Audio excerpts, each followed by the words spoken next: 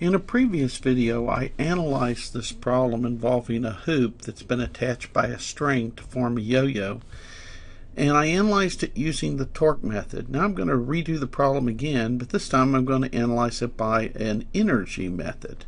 So if we look at this thing here as the torque, as this little hoop, then about the point through the center mass, it has two types of kinetic energy. It has rotational kinetic energy about the center mass, and it has translational kinetic energy of the center mass.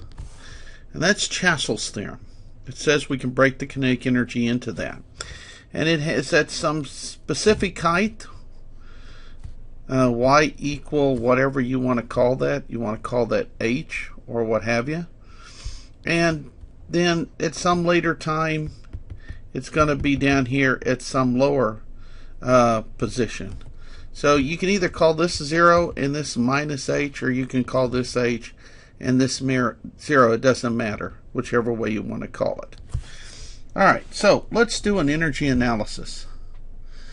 The only forces potentially capable of doing work on this problem are the string and gravity. But it turns out in this problem that gravity is doing all the work because it's the thing that has a displacement. So when I look at this problem, gravity is a conservative force, so I know that the work by non-conservative forces, which is equal to delta E, but there are no non-conservative forces doing work, so the energy final has to equal the energy initial.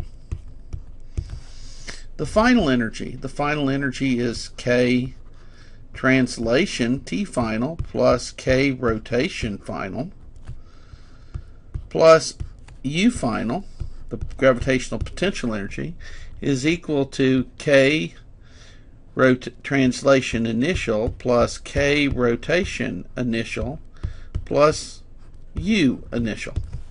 Now it says it starts from rest. So since it starts from rest, there's some things we know. We know it had no initial velocity of the center mass. We know that it had no rotation about the center of mass. And if we set our axis up here where it's fallen some distance 0 at some later time, then that means its final gravitational potential energy is 0. And its initial was mgy.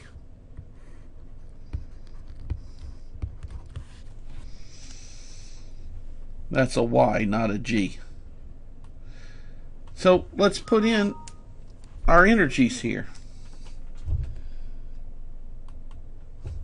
What I have here is 1/2 mv final squared plus 1/2 I about the center of mass omega squared, and that has to equal mgy.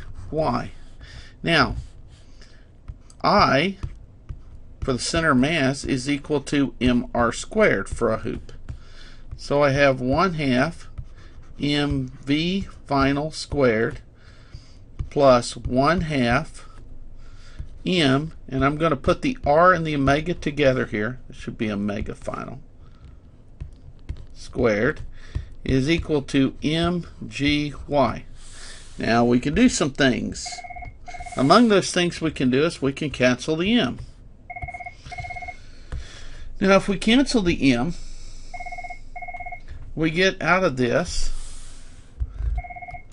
that 1/2 the final speed squared plus 1/2 r omega f squared is equal to gy. But by the no-slip condition, Vf is equal to r omega f. This is the no-slip condition. And if you forgot what that is, I've discussed that in a previous video. So I have 1/2 Vf squared plus 1/2 Vf squared is equal to gy. Put those two together, and I have that Vf squared, the final speed, after it's fallen a distance y, is equal to gy.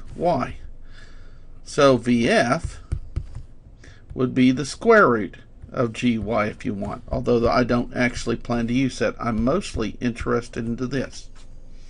Now this problem, because it has constant forces on it in constant direction, is falling at constant acceleration. But hoop is with constant accel.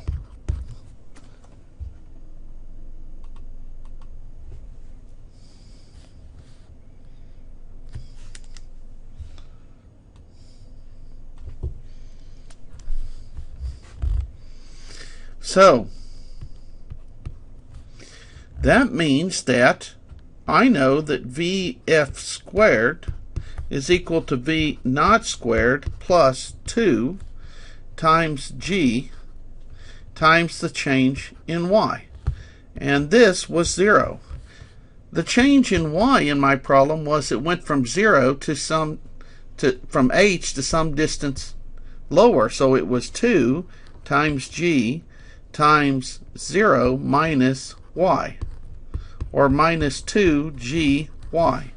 Now if I compare this to that, I'm sorry, not g, this is a, my fault.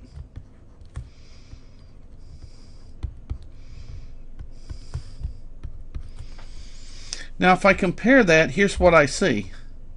I see that I have the same v squared. The gy matches up with 2ayy. So I have minus 2ay times y is gy. I can cancel the y, so ay is minus g over 2. Now the sum of the forces in y is equal to may. There were two forces, the tension up and the weight down, which was mg. So that was may. So the tension was equal to mg plus m times minus g over 2. So the tension was mg over 2, just as we got previously using the torque method. So whether you worked it with torque or you used it with conservation of energy, you should have gotten the same answer. It is often useful to go back and look at a problem of attacking it in many different ways in order to build you have a deeper understanding of the physics involved in a problem. Alright, talk to you on another video.